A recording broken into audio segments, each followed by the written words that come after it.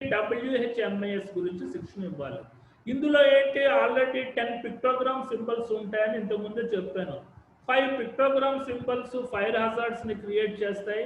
4 pictogram symbols health hazards create చేస్తాయి. 1 pictogram symbol environment hazards గురించి create చేస్తాయి. వీటి గురించి బ్రీఫ్ గా వర్కర్స్ కి అవగాహన కలిగించాలి. Proper knowledge recording material safety data sheets, ఇది కెమికల్ సేఫ్టీలో ఉంటుంది.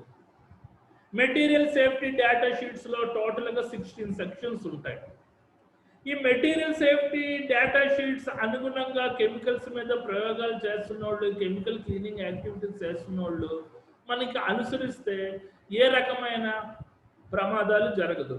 ఈ మెటీరియల్ సేఫ్టీ డేటా షీట్స్ అన్నది పక్కా క్వశ్చన్ IS 107. IS 107లో కెమికల్ సేఫ్టీ చెప్పినప్పుడు ఇది నేను చెప్తాను. Third point, to understand the requirement of the label and how to consult the material safety. ఇప్పుడు కెమికల్స్ లో 4 రకాలు ఉంటాయి. కొన్ని కెమికల్స్ ఫైర్ హజార్డ్స్ క్రియేట్ చేస్తాయి, కొన్ని కెమికల్స్ హెల్త్ హజార్డ్స్ క్రియేట్ చేస్తాయి, కొన్ని కెమికల్స్ రియాక్టివిటీ హజార్డ్స్ కలగజేస్తాయి, కొన్ని chemicals white colour specific hazards అంటే పర్యావరణం సంబంధించిన హజార్డ్స్ క్రియేట్ చేస్తాయి. ఇప్పుడు ఫైర్ హజార్డ్స్ క్రియేట్ చేసినవి రెడ్ కలర్ ఉంటాయి. స్పెసిఫిక్ హజార్డ్స్ అంటే పర్యావరణం సంబంధించిన హజార్డ్స్ క్రియేట్ చేసేవి వైట్ కలర్ లో ఉంటాయి. కొన్ని రియాక్షన్ సంబంధించినవి బ్లూ కలర్ లో ఉంటాయి. హెల్త్ హజార్డ్వి ఎల్లో రకంగా ఉంటాయి. ఇలాగ లేబులింగ్ గురించి అట్లీస్ట్ ఆడికి అక్కడ లేబుల్ పెట్టామనుకో, white label, yellow label, blue label, particular chemical containers మీద అంటించామనుకో ఆడికి కొద్దిగా అవగాహన ఉంటుంది ఆ పర్టికులర్ ఏరియాలో పనిచేసే వాడికి. మేనేజ్మెంట్ చూడండి, తర్వాత point, fourth point, management at each workplace annually review the adequacy of the WHMIS. ఇప్పుడు మేనేజ్మెంట్ అన్నది నిరంతరం చెక్ చేయాలి సంవత్సరానికి ఒకసారి. మన ప్లాంట్ లో పనిచేసే అందరు వర్కర్కి WHMIS అంటే work place hazardous material information system అయిందా లేదా అన్నది మనం మేనేజ్మెంట్ చూడాల్సిన బాధ్యత. ఓకే, ఈ పాయింట్స్ బాగున్నాయి. ఇలాగా మీరు ఏమైనా 3 రాయగలిగితే చాలు. Next slide madam. Transportation of hazard goods. చూడండి, ప్రమాదకరమైన గూడ్స్ ని ఏ రకంగా రవాణా చెయ్యాలి అన్నది చాలా ఇంపార్టెంట్. ఇది లెజిస్లేటివ్ రిక్వైర్మెంట్. ఫెడరల్ లెజిస్లేషన్ అంటే కంపల్సరీగా చట్టానికి అనుసంధానం చేయబడిన పాయింట్ అని. For person shipping, transportation and receiving dangerous goods special training certificates are required issued with expiry dates. ఇప్పుడు మనకి చైనా నుంచి కెమికల్స్ వస్తుంటాయి, హజార్డస్ కెమికల్స్, హైడ్రోక్లోరోఫ్లోరిన్ ఏదో వస్తుంటుంది. దాన్ని ట్రాన్స్పోర్ట్ చేస్తున్నప్పుడు అంటే షిప్ నుంచి లోడింగ్ అండ్ అన్లోడింగ్ యాక్టివిటీస్ చేస్తున్నప్పుడు ఆ వర్కర్స్కి స్పెషల్ ట్రైనింగ్ ఇవ్వాలి.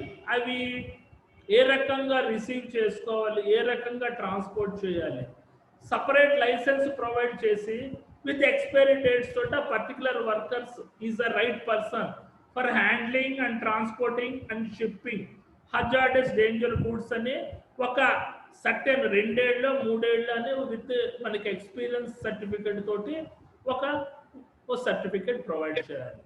Second point, training differs depending upon mode of transportation over land, water and air.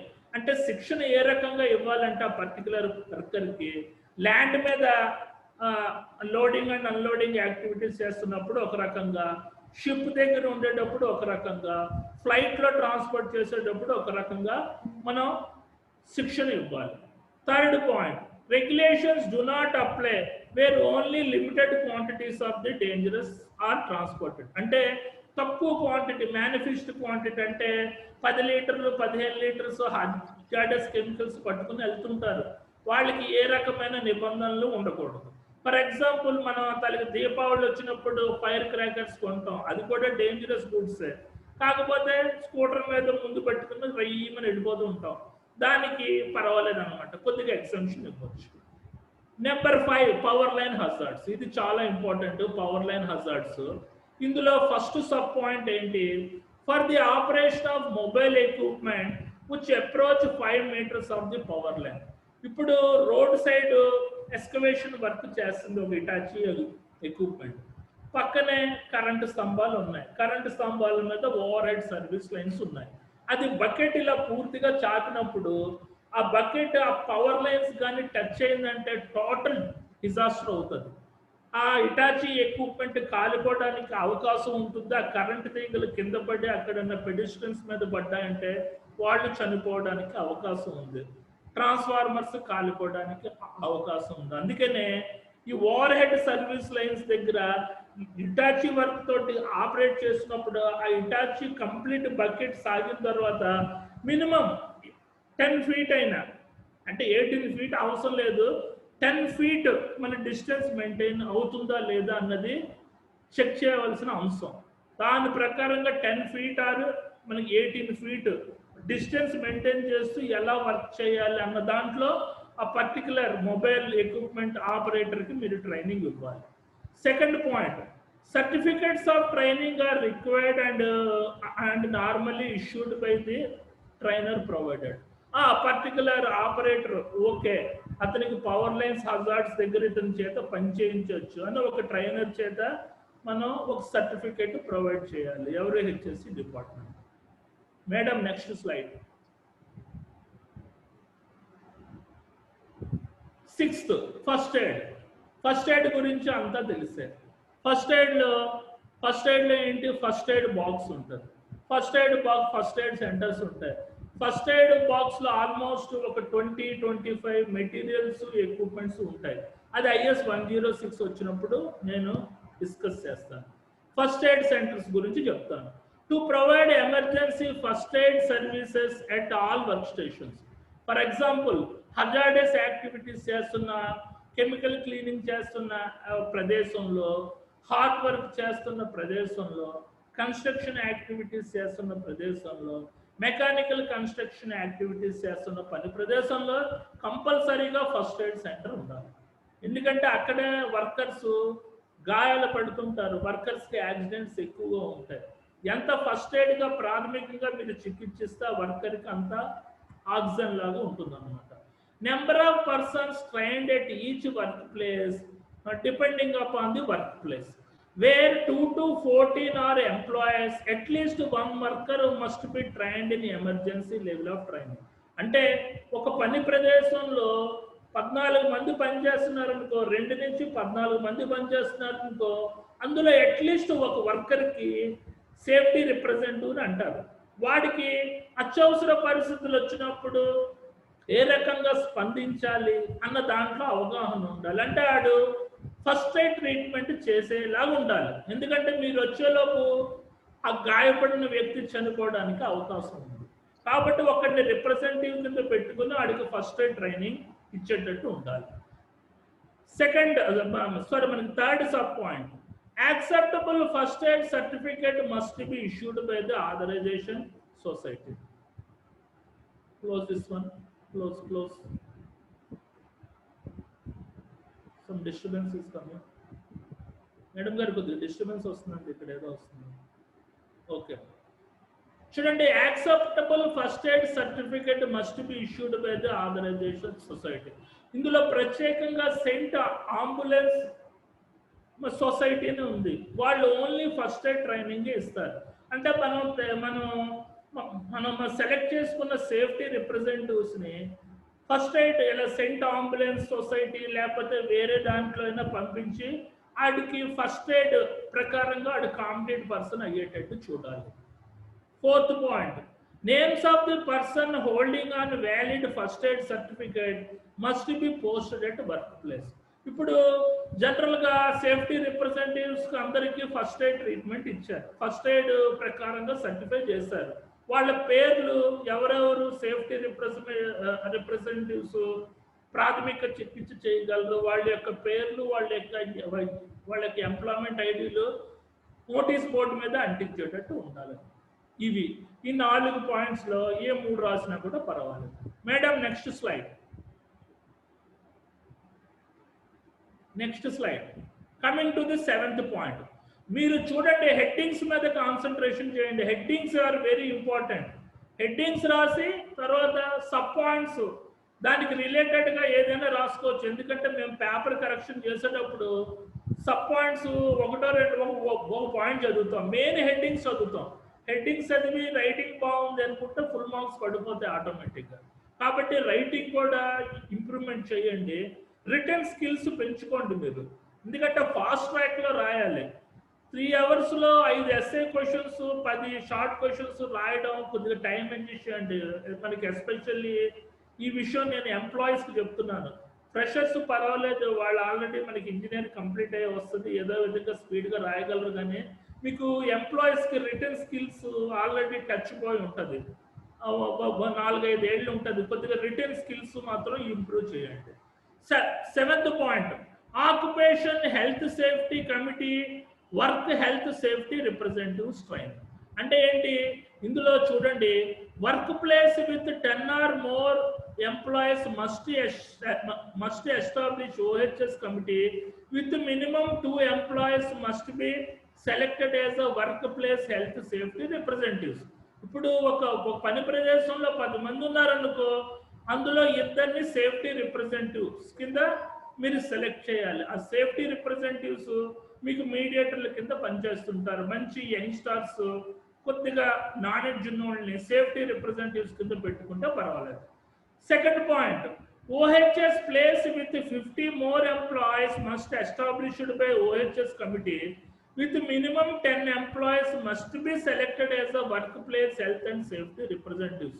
ఇప్పుడు ఒక పని ప్రదేశంలో 50 మంది పనిచేస్తున్నారనుకో, మినిమం 10 మెంబర్స్ని మీ సేఫ్టీ రిప్రజెంటేటివ్స్ కింద కమిటీ మెంబర్స్ పెట్టాలి. Okay. Third point, training pertains to the duties of the committee members and representatives. అంటే ఆల్రెడీ కమిటీ మెంబర్స్ యొక్క విధులు మనం సేఫ్టీ కమిటీ ఫంక్షన్స్ అండ్ డ్యూటీస్లో చెప్పుకున్నాం. ఈ సేఫ్టీ రిప్రజెంటేషన్కి ఎవరు ట్రైనింగ్ ఇవ్వాలి? ఈ కమిటీ మెంబర్స్ ట్రైనింగ్ ఇవ్వాలి.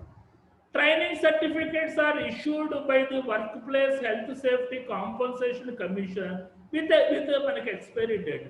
సరిగ్గా శిక్షణ ఇచ్చిన తర్వాత పలానా వ్యక్తి ఓకే సేఫ్టీ రిప్రజెంటేటివ్ కిందని మనకు పని ప్రదేశం యొక్క work safety and compensation commission అంటే టాప్ మేనేజ్మెంట్ మీకు సర్టిఫికేషన్ ఇస్తుంది అని అంటున్నాను.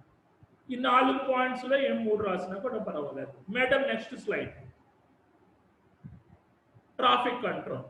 ట్రాఫిక్ కంట్రోల్ అంటే ఏంటి? మీకు తెలుసు, మీ ఇండస్ట్రీ లోపల ట్రాఫిక్ కంట్రోల్ చేయాలి, బయట ట్రాఫిక్ కంట్రోల్ చేయాలి. ఇప్పుడు మీది ఒక హజార్డస్ ప్లాంట్ అనుకుందాం. సపోజ్ మీది HPCL ప్లాంట్లో పనిచేస్తున్నారు. HPCL ప్లాంట్స్లో చాలా ప్రమాదం. చిన్న ఇగ్నిషన్ సోర్స్ చాలు, ఒక ఆక్టైన్స్ మనకు బ్యూటేన్ ప్లాంట్ అని ఉంటుంది, అందులో చిన్న ఇగ్నిషన్ సోర్స్ చాలు, ప్లాంట్ అంతా తగలడిపోతుంది. అలాంటి ప్రదేశంలో వెహికల్స్ చాలా జాగ్రత్తగా హ్యాండిల్ చేయాలి. ఇప్పుడు ట్రాఫిక్ కంట్రోల్ అంటే జనరల్గా ఇండస్ట్రీ బయట 20-30 km/h ఉంటుంది, మనకి లోపలికి వచ్చేసరికి 10 km/h ఉంటుంది. ఈ హెవీ వెహికల్ లోపలికి వచ్చేటప్పుడు ఫ్లాగ్ పర్సన్ కింద ఒక్కడిని పెట్టుకోవాలి. ఆడేం లేదు, రెడ్ జెండాలు ఇట్లా ఊపుతూ పరిగెడుతూ ఉంటారు, వెనకాతల బండి వస్తూ ఉంటుంది స్లోగా 10-15 km/h. ఈ ఫ్లాగ్ పర్సన్ ట్రైనింగ్ మీరు ఇచ్చేసినా కూడా పర్లేదు, కొద్దిగా బాగా పరిగెత్తే కుర్రోడ్ని మొత్తం రెడ్ డ్రెస్ వేసుకుని ఫ్లాగ్ పర్సన్ ఊగుతూ పరిగెడుతూ ఉండాలి. ఇది కూడా one of the legislative requirement regarding the safety education and training for any workers assign to the direct traffic. అంటే నార్మల్ టెక్నీషియన్ కూడా ఇందులో మీరు అసైన్ చేయొచ్చు. ఆడు ఓన్లీ ఫ్లాగ్ పర్సన్ డ్యూటీసే చేస్తుంటాడు, ఇంకేం డ్యూటీ వాడికి మీరు అసైన్ చేయకూడదు. Second point, training may be provided by the department or other agency. దీనికి ట్రైనింగ్ మీరు ఇచ్చేస్తే సరిపోద్ది, ఏముంది రెడ్ జెండాలు పట్టుకుని ఊగుతూ వెళ్ళడమే. తర్వాత training certificate issued by the safety department, మీరే ఇష్యూ చేయాలి. ఈ కుర్రోడికి ఫ్లాగ్ పర్సన్ ట్రైనింగ్ అయ్యింది, ఓకే హీఈస్ ఏ క్యాపబుల్ అని ఒక మనకు సర్టిఫికేట్ ప్రొవైడ్ చేస్తే సరిపోతుంది. 9వ పాయింట్, రెస్పిరేటర్స్. ఇందాక చెప్పాను లాస్ట్ క్లాస్లో, టైప్స్ ఆఫ్ రెస్పిరేటర్స్. అంటే రెస్పిరేటర్ మనకి పరికరాలు ఎక్విప్మెంట్స్ అన్నవి హెల్త్ హజార్డ్స్ అవ్వకుండా చూస్తాయి. అందులో సింగిల్ లేయర్ డస్ట్ మాస్క్ ఒకటి, డబల్ లేయర్ డస్ట్ మాస్క్ ఒకటి, full face respirator, half face respirator, air line respirator, air purifier respirator. Number 7 వచ్చేసరికి స్కాబా, సెల్ఫ్ కంటైన్డ్ బ్రీతింగ్ ఆపరేటర్స్. ఇవి రెస్పిరేటర్స్.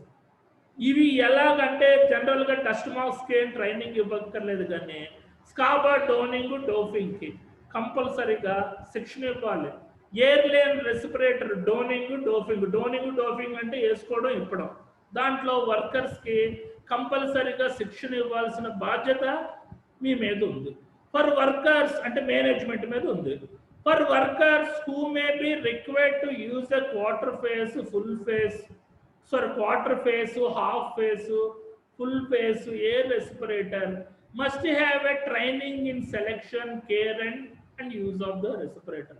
ఎవరైతే quarter face, full face, half face air line respirator వేసుకుని వాడుతున్నారో వాళ్ళకి ఆ particular equipments ఏ రకంగా select చేయాలి, ఏ రకంగా నిర్వహించాలి, ఏ రకంగా ఉపయోగించాలి అన్న దాని మీద శిక్షణ ఇవ్వాలి.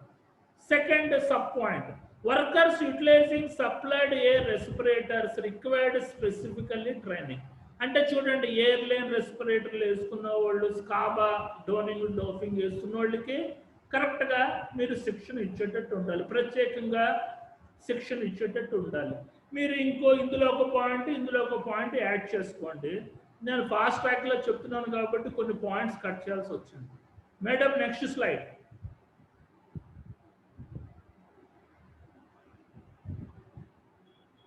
Okay, 10 explosive actuated tools.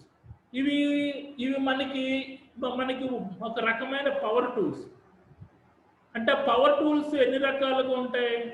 ఒక 5-6 రకాలుగా ఉంటాయి. ఆ power tools, operation of hand tools, power tools topic వచ్చినప్పుడు చెప్తాను నేను. ఇందులో ఎక్స్ప్లోజివ్ యాక్చువేటెడ్ టూల్స్ అంటే కరుగుదనము, ప్రేరులు సృష్టించే కొన్ని పవర్ టూల్స్ ఉంటాయి. అవేంటి? హిల్టీ గన్ను, హిల్టీ మిషన్, కాంక్రీట్ డిగ్గరు, మనం మైన్స్ మీద వేస్తుంటాం కదా, కంప్రెసర్ ఎక్విప్మెంట్స్, ఇవన్నీ ప్రేలుళ్ళు అంటే మనకి ఎక్స్ప్లోజివ్ యాక్చువేటెడ్ టూల్స్. దీంట్లో పనిచేసే వర్కర్కి is a very competent person, అంటే సమర్థవంతమైన వ్యక్తి చేత మాత్రమే ఇలాంటి ఎక్స్ప్లోజివ్ యాక్చువేటెడ్ టూల్స్ మీద పనిచేసేటట్టు ఉండాలి. ప్లస్ వాడికి ట్రైనింగ్ సర్టిఫికేట్ ఇవ్వాలి. ఈ రెండు మీరు చెక్ చేసుకోవాలి. చూడండి, operation of explosive actuated tools must have a valid operators. Valid operators అంటే వాడికి ఆ పర్టికులర్ ఎక్విప్మెంట్ మీద పనిచేయగలడా లేదా, వాడికి అనుభవం ఉందా, వాడికి సర్టిఫికెట్ ఉందా, వాడి కాంపిటెంట్ పర్సనా కాదా అని చెక్ చేయాలి. Valid operator certificate for the particular type of tool use. ఆ పర్టికులర్ టూల్ ప్రాపర్గా హ్యాండిల్ చేయగలడా అన్నది మీరు ఇవాల్యుయేషన్ చేయాలి, లేకపోతే ఎగ్జామిన్ చేయాలి, అంటే విశ్లేషించాలి. Second point, training may be provided by the manufacture of the tool or qualified instruction మనకి ఏజెన్సీ. ఇప్పుడు ఒక 30-40,000 తోటి హిల్టీ మిషన్ తెప్పించారు. ఒక ఆర్డినరీ వర్కర్ని పిలిచి దీంతో ఆపరేట్ చేయి అనకూడదు. ఒక 4-5 కాంపిటెంట్ వర్కర్స్ని మీరు సెలెక్ట్ చేసుకొని ఆ మ్యానుఫ్యాక్చర్స్ నుంచి కొంతమంది వర్కర్ని అంటే మ్యానుఫ్యాక్చర్ అంటే ఆ పర్టికులర్ ఎక్విప్మెంట్ తయారు చేసే వాళ్ళని పిలిపించి వాళ్ళ ద్వారా 2 రోజులు 3 రోజులు శిక్షణ ఇచ్చిన తర్వాత పనులు పెట్టాలి. లేకపోతే ఎనీ క్వాలిఫైడ్ ఇన్స్ట్రక్షన్ ఏజెన్సీ నుంచి మనుషులను పిలిపించి మీరు సెలెక్ట్ చేసుకున్న వ్యక్తులకి ఎక్స్ప్లోజివ్ యాక్చువేటెడ్ టూల్స్లో నిర్దిష్టంగా శిక్షణ ఇచ్చిన తర్వాత మీరు పనిలో పెట్టేటట్టు ఉండాలి. అలాగా బ్లైండ్గా పెట్టకూడదు అన్నమాట. వీటితోటి మనకి ఆపరేట్ చేసినప్పుడు డిజాస్టర్ అయ్యే అవకాశం ఉంది, లేకపోతే చనిపోయే అవకాశం కూడా ఉంది workers. Number 11, asbestos abandonment. Asbestos abandonment అంటే డస్ట్ ప్లాంట్లు. చూడండి, మన క్రషర్స్ సిలికాన్ డస్ట్ ఉంటుంది, కొన్ని సిలికాన్ శాండ్, కొన్ని ప్రొడక్ట్స్ తయారు చేస్తుంటారు. అంటే రాయల్ని క్రష్ చేసి అదొక శాండ్లా తయారు చేస్తుంటారు. మన హైదరాబాద్ దగ్గర అలాంటి ప్లాంట్స్ చాలా ఉన్నాయన్నమాట, ఎందుకంటే అక్కడ రివర్ శాండ్ దొరకదు కాబట్టి. అలాంటి ప్లాంట్లో పనిచేస్తున్నప్పుడు డస్ట్ ఎగురుతూ ఉంటుంది. సరైన రెస్పిరేటర్ పెట్టుకోకుండా అలాగా అందులో లేబర్ ఉన్నా, సూపర్వైజర్స్ ఉన్నా, మేనేజర్స్ ఉన్నా, వాళ్ళకి టోటల్గా రెస్పిరేటరీ సిస్టమ్ టోటల్గా డ్యామేజ్ అవుతుంది. అంటే యాస్బెస్టాస్ అబాండన్మెంట్ ప్లాంట్లో పనిచేసేటోళ్ళకి ప్రత్యేకంగా గవర్నమెంట్ శిక్షణ ఇస్తుంది. ఒక సూపర్వైజర్ మేనేజర్ కేటగిరీ వాళ్ళకైతే 4-5 రోజులు ఉంటుంది, అంటే ఎలా హ్యాండిల్ చేయాలి అన్నది. వర్కర్స్కి అయితే 1 డే ఉంటుంది. జనరల్గా వర్కర్స్కి సేఫ్టీ మాస్క్ లేకుండా యాస్బెస్టాస్ అబాండన్మెంట్ ప్లాంట్లో మీరు పనిచేస్తే మీరు ఒప్పుకోకూడదు. A worker performing asbestos abandonment work must be qualified by successfully completing a course acceptable to the Department of Government Agency. అంటే యాస్బెస్టాస్ అబాండన్మెంట్ డస్ట్ ప్లాంట్లో పనిచేసే సూపర్వైజర్స్ కానీ వర్కర్స్ కానీ గవర్నమెంట్ నుంచి ఒక 3-4 రోజులు శిక్షణ తీసుకోవాలని చెప్తున్నాడు. Second point, any labour who has received 1 day training course for a qualified person may perform asbestos abandonment work where they are supervised by qualified person. అంటే ఎవరైనా లేబర్ 1 day ట్రైనింగ్ చేసుకుని యాస్బెస్టాస్ అబాండన్మెంట్ ప్లాంట్లో పనిచేయచ్చు. కాకపోతే ఒక qualified person పర్యవేక్షణలో మాత్రమే వీళ్ళు పనిచేయాలి. ఇది 11th point. Madam next slide. Confined space. Confined space. Confined space అంటే కొరంగం లాంటి ప్రదేశం. ఇందాక చెప్పాను, confined space should be below ground, above ground, on the ground. చాలా ఇంపార్టెంట్ చాప్టర్. ఇందులో ఏంటి, కన్ఫైన్డ్ స్పేస్ క్లీనింగ్ యాక్టివిటీస్ చేస్తున్న ఎంట్రీ ఉంటాడు, వాటికి సపోర్ట్ చేసే అటెండెంట్ ఉంటాడు, ఆ టోటల్ వర్క్ని పర్యవేక్షించే సూపర్వైజర్స్ ఉంటారు, ఇద్దరు ఎవరు సేఫ్ గార్డ్స్ కింద ఉంటారు అనమాట. అంటే రెస్క్యూ టీమ్ ఒక ఇద్దరు ఉంటారు. అంటే సపోజ్ మనకి ఎంట్రీ ఆ ప్రెషర్ ఉంటుంది కదా, హజార్డస్ సొరంగంలో డ్రైనేజీలో దిగి అన్కాన్షియస్ అయిపోయాడు అనుకో, వాడిని పట్టురావడానికి ఇద్దరు రెస్క్యూ టీమ్ ఉంటారు. కంపల్సరీగా ఎంట్రీ ప్రవేశించోడు స్కాబా ఎక్విప్మెంట్ వేసుకుని లోపల దిగాలి. అంటే ఆడికి నిరంతరంగా ఆక్సిజన్ సప్లై వస్తుంటుంది.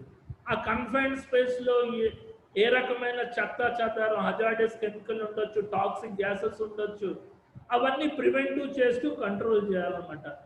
నిరంతరంగా హెచ్పిసిఎల్ హిందుస్థాన్ పెట్రోకెమికల్ ప్లాంట్స్లో ఈ డైలీ ఇలాంటి కన్ఫైన్డ్ స్పేస్ యాక్టివిటీస్ ప్రింట్ అవుతూ ఉంటాయి. కాబట్టి చాలా జాగ్రత్తగా ఉండాలి. కన్ఫైన్డ్ స్పేస్లో వెళ్ళేటప్పుడు స్కాబా ఎక్విప్మెంట్ వేసుకోవాలి, ప్రవేశించేవాడు కాంపిటెంట్ పర్సన్ అయి ఉండాలి, వాడిని సపోర్ట్ చేసేవాడు అటెండెంట్ కాంపిటెంట్ పర్సన్ అయి ఉండాలి, సూపర్వైజర్ కాంపిటెంట్ పర్సన్ అయి ఉండాలి, ఇద్దరు రెస్క్యూ వర్కర్స్ ఉండాలి, ఒక అంబులెన్స్ కూడా ఉంటే మరీ మంచిది. ఓకేనా? అంటే జనరల్గా ఈ వాటర్ ట్యాంకులు వాటికి మనకి ప్రొసీజర్ అవసరం లేదు, ఎందుకంటే water is not hazardous chemical. ఎక్కడైతే ప్రమాదకరమైన గ్యాస్,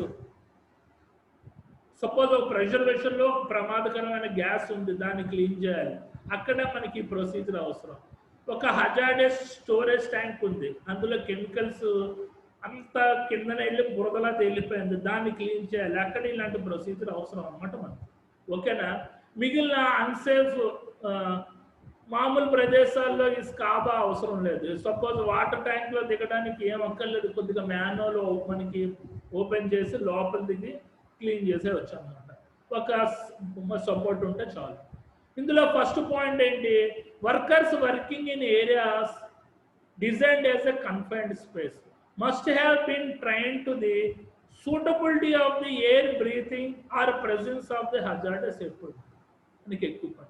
ఎక్కడైతే హజార్డస్ కెమికల్స్ హజార్డస్ గ్యాస్ ఉన్న ఏరియాలో కన్ఫైన్డ్ స్పేస్లో దిగి పనిచేయాలంటే ఆ వర్కర్కి సరైన బ్రీతింగ్ ఆపరేటర్స్ ప్రొవైడ్ చేయాలి. ఏదైనా సెల్ఫ్ కంటైన్డ్ బ్రీతింగ్ ఆపరేటర్స్ అయినా పర్వాలేదు, లేకపోతే ఎయిర్ ప్యూరిఫైయర్ బ్రీతింగ్ ఆపరేటర్స్ అయినా పర్వాలేదు. Second point, these employees may also required to participate in rescue training. Rescue training అన్నది ఏంటి, మనకు ఒక డమ్మీ బొమ్మ కన్ఫైన్డ్ స్పేస్లో పడేస్తారు, ఇద్దరు రెస్క్యూ వర్కర్స్ స్కాబా ఎక్విప్మెంట్ వేసి లోపల దిగి ఆ డమ్మీ బొమ్మను మనం పట్టుకొచ్చి బయటికి రావాలన్నమాట. అంటే రియలిస్టిక్గా సాధన చేస్తే యాక్చువల్ టైంకి వచ్చేసరికి ఏ రకంగా చేయాలి అన్న దాని గురించి అవగాహన ఉంటుంది. ఇది రెస్క్యూ ట్రైనింగ్ అని అంటారు. Need scuba training to those workers who performing confined space entry work. అంటే కన్ఫైన్డ్ స్పేస్లో పనిచేసే వాళ్ళకి సెల్ఫ్ కంటైన్ బ్రీతింగ్ ఆపరేటర్స్ యొక్క డోనింగ్ డోపింగ్ ప్రొసీజర్ కూడా చెప్తూ ఉండాలి. Madam next point, next slide. Okay, fall arrester and travel restriction system. Fall arrester system ఇది IS 108లో ఉంది. మీకు ఆ టాపిక్ వచ్చినప్పుడు చెప్తాను. ఇందులో చాలా ఉంటాయి. Fall protection device, fall resistant device, safety net system, తర్వాత స్లైడ్ గార్డ్ మెకానిజము, తర్వాత horizontal life line, vertical life line ఉంటుందన్నమాట. ఈ ఫాల్ అరెస్టర్ ఎక్విప్మెంట్ అంటే పైకెక్కి పనిచేసేవాడికి కంప్లీట్గా safety harness belt, anchoring point, connector ఉండాలి. ఈ మూడు మీరు చూసుకోవాలి. వాడు వేసుకున్న హార్నెస్ బెల్ట్ క్వాలిటీ ఎలా ఉంది, యాంకరింగ్ పాయింట్ ఒకవేళ పడిపోతే వాడు బరువు కాస్తుందా, ఆ కనెక్టర్ కరెక్ట్ కండిషన్లో ఉందా లేదా అనేది చెక్ చేసుకోవాలి. ఇదన్నమాట fall arrester travel resistant system. Worker who may require to use fall arrestor equipment or travel resistant equipment must be trained in a proper use of the inspection and equipment. అంటే ఆ worker ఆ fall arrester system అంటే safety belt వేసుకునే ముందు, safety harness belt వేసుకునే ముందు ఆ body wear ఎలాగుంది, కనెక్టర్ ఎలాగుంది, యాంకరింగ్ పాయింట్ ఎట్లా ఉన్నాయి, బకెల్స్ ఎట్లా ఉన్నాయి అన్నది చెక్ చేయాలి. అందులో ఏ ఒక్కటి డిఫెక్టివ్ ఉన్నా మీరు తీసి అవతల పడేయాలి. Second point, the regular inspection of fall arrester equipment must be certified by competent person. అంటే ఒక సమర్థవంతమైన వ్యక్తి చేత అది ఓకే అనుకున్న తర్వాత మాత్రమే, ఆ పర్టికులర్ ఎక్విప్మెంట్ బాగుంది అనుకున్న తర్వాత మాత్రమే ఆ వర్కర్కి ఆ పర్టికులర్ హార్నెస్ బెల్ట్ వేసేటట్టు ఉండాలి. Number 14, specialised work. Specialised work అంటే ఏంటి? ప్రత్యేకమైన పనులు. ప్రత్యేకమైన పనులు అంటే ఇప్పుడు పెయింటర్స్ వస్తారు, కార్పెంటర్స్ వస్తారు, వెల్డర్స్ వస్తారు, ఎలక్ట్రీషియన్స్ వస్తారు, కొత్తగా రిక్రూట్ అవుతారు. ఐటీఐ చదివిన పిల్లలు వాళ్ళు సెమీ స్కిల్డ్ ఉంటారు. వాళ్ళకి ఆ పనిలో ఒక కాంపిటెంట్ పర్సన్ చేత నిర్దిష్టంగా శిక్షణ ఇచ్చిన తర్వాత పనిలో పెట్టాలి. పనులు అలాగా సెమీ స్కిల్డ్ పర్సన్స్ని వర్క్లో పెట్టామనుకో, ఇట్ మే లీడ్ యాక్సిడెంట్స్. అది చెప్తున్నాడు. Workers must be appropriately trained and qualified before performing a specialised work such as the electrical, mechanical, painting, driving, carpentry, welding and other trade related workers. వీళ్ళు ఉంటారు కదా trade related workers, ఎలక్ట్రీషియన్కి, mechanical activities చేసే వర్కర్కి, పెయింటర్కి, అది డ్రైవర్కి, కార్పెంటర్కి, వెల్డింగ్కి ప్రత్యేకమైన శిక్షణ ఇచ్చిన తర్వాత పనిలో పెట్టి ఉంటారు. ఇందులో మీరు 2 పాయింట్స్ జనరల్గా మీరు క్రియేట్ చేసుకోండి. ఎప్పుడు మినిమం చూడండి 3 లేదా 4 పాయింట్లు ఉండేటట్టు ఉండాలి. Madam next slide. 15th point, last point, operation of the mobile plant. తమ్ముడు మొబైల్ ప్లాంట్ అంటే ఏంటమ్మా? తిరిగే భారీ వాహనాలు, క్రేన్, ఫోర్క్ లిఫ్ట్, అలాగే ఇంచుమించుగా ఒక 15 మొబైల్ ప్లాంట్ ఎక్విప్మెంట్స్ ఉన్నాయి. వాటి గురించి నేను మీకు IS 102లో చెప్తాను. Operation of the mobile equipment such as the cranes and forklift must have a sufficient training to demonstrate to their supervisors that they are competent operators. ఇప్పుడు క్రేన్ ని, fork lift ని చూడండి, ఆపరేట్ చేసే operators ఉంటారు కదా, వాళ్ళ యొక్క కాంపిటెన్సీని ఆ పర్టికులర్ సూపర్వైజర్ ముందు ప్రదర్శించేటట్టు ఉండాలి. ఆ సూపర్వైజర్ నమ్మాలా వీళ్ళు కాంపిటెంట్ పర్సన్, వీళ్ళు క్రేన్, ఫోర్క్ లిఫ్ట్ ఆపరేట్ చేయగలరు అనుకుంటేనే ఆ పర్టికులర్ ఎక్విప్మెంట్ మీద ఆపరేషన్ చేయడానికి అలౌ చేయాలి. లేకపోతే you are not suppose to do any operations, ఎలాంటి కార్యక్రమాలు చేయించకూడదు. When operation of the equipment require a travel on public road, the operator must have a valid driving licence of the appropriate class. For example hydra crane ఉంది, boom crane ఉంది, fork lift ఉంది. అది road మీద వెళ్ళాలి అంటే ఒక industry నుంచి వేరే ఇండస్ట్రీకి వెళ్ళాలి. అప్పుడు నార్మల్గా light duty, heavy duty licence ఉండాల్సిన ప్రాథమిక అంశాల ప్రకారంగా దాని యొక్క రోడ్ క్లియరెన్స్ సర్టిఫికెట్ ఆర్టీఓకి అనుగుణంగా రిజిస్ట్రేషన్ అయి ఉండాలి. ఆ కంపల్సరీ ఆ పర్టికులర్ ఆపరేటర్కి హెవీ డ్యూటీ లైసెన్స్ ఉండాలి. ఇవి ఈ 15 పాయింట్స్, ఈ 15 పాయింట్స్ తోటి ఈ చాప్టర్ అయిపోయింది. ఈ 15 పాయింట్స్ ప్లస్ సబ్ పాయింట్స్ రాశారనుకోండి క్లియర్గా 10కి 8 to 9 వస్తాయి. Any doubts? హలో సార్, బాగా అర్థమైంది అనుకుంటా ఇవాళ చెప్పిన చాప్టర్ అనుకుంటున్నాను నేను. హలో, కొద్దిగా వాయిస్ అవుట్ సరిగ్గా రావట్లేదండి, ఏమనుకోకు. చెప్పండి, అడగండి. సార్ స్మాల్ డౌట్ అండి. Sparking non sparking sir? బాబు గట్టిగా మాట్లాడమ్మా. స్పార్కింగ్ టూల్స్ కి నాన్ స్పార్కింగ్ టూల్స్ కి ఐడెంటిఫైస్ అప్లై చేస్తుంది sir. Very good. Sparking tools అంటే ఏదైనా మనకి ఎలక్ట్రికల్ పవర్ సోర్స్ ఉండేదాన్ని స్పార్కింగ్ టూల్స్ అంటారు. Hand tools are all hand tools are non sparking tools. ఓకేనా? అంటే మాన్యువల్ గా పనిచేసేవన్నీ నాన్ స్పార్కింగ్ టూల్. మంచి క్వశ్చన్ అమ్మా. తర్వాత కెమికల్ ప్లాంట్ అప్లై చేయని లైసెన్స్ ఉంటాయి కదా సార్, ఏ షాప్ లో ఉంటుంది సార్? మొత్తం ఒక లైసెన్స్ గవర్నమెంట్ ఆఫీస్ లైసెన్స్ కావాలనుకుంటున్నాం. లైసెన్స్ ఎన్ని లైసెన్స్ ఉంటాయండి? లైసెన్స్ ఎన్ని రకాలు సార్ మొత్తం? అదే కెమికల్ ప్లాంట్ లో ఎస్టాబ్లిష్ చేసింది మొత్తం. అది మెటీరియల్ సేఫ్టీ డేటా షీట్స్ లో 16 సెక్షన్స్ ఉంటాయమ్మా. నేను టాపిక్ వచ్చినప్పుడు చెప్తాను. నాకు లైసెన్స్ ఏంటి, నాకు లైసెన్స్ అర్థం కావట్లేదు. అదేంటి డ్రైవింగ్ లైసెన్స్ లో ఉంది నువ్వు అడుగుతున్న క్వశ్చన్. అంటే ఇప్పుడు తెచ్చుకుంటాను కదా సార్ ఏమ్మా? Hazardous chemical licence.